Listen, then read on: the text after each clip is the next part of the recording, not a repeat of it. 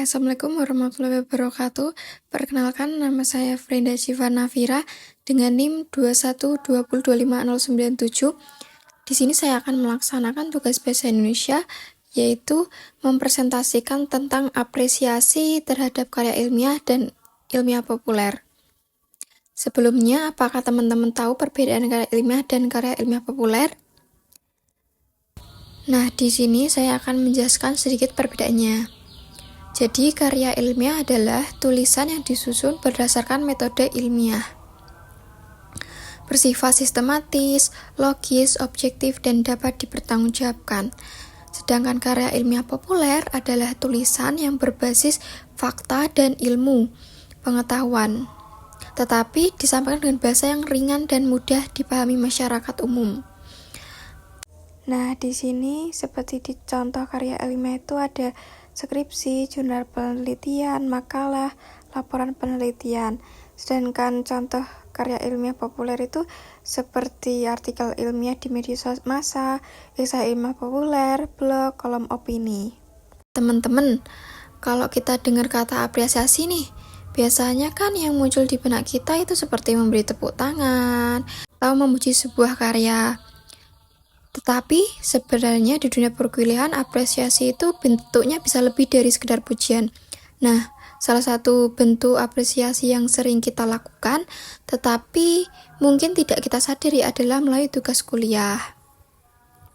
Jadi, apresiasi adalah sikap menghargai, memahami, menilai, dan memberi tanggapan terhadap suatu karya secara objektif dan bijak.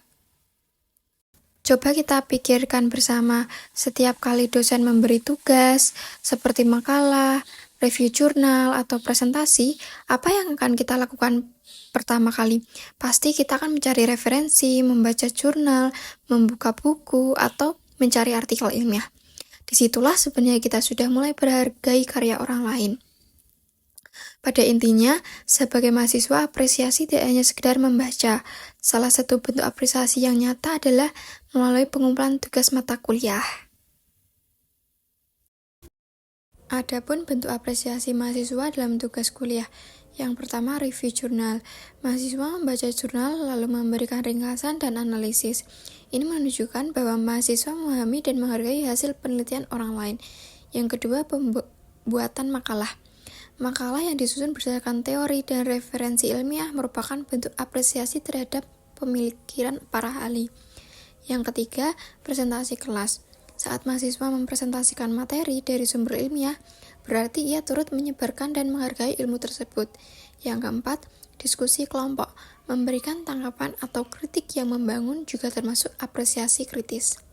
Sikap yang harus dimiliki mahasiswa agar apresiasi melalui tugas kuliah benar-benar bermakna, mahasiswa harus memiliki yang pertama kejujuran akademik, yang kedua tanggung jawab, yang ketiga ketelitian dalam mencantumkan sumber, yang keempat kemampuan berpikir kritis, yang kelima kemampuan untuk memahami, bukan sekedar menyalin. Dampak positif bagi mahasiswa. Dengan menjadikan tugas kuliah sebagai bentuk apresiasi, mahasiswa akan terlatih berpikir sistematis, meningkatkan kualitas tulisan, memahami etika akademik, siap menghadapi penulisan skripsi, yang terakhir memiliki budaya literasi yang baik. Kesimpulannya, tugas kuliah bukan sekedar kewajiban untuk mendapatkan nilai, tetapi merupakan bentuk apresiasi nyata terhadap karya ilmiah.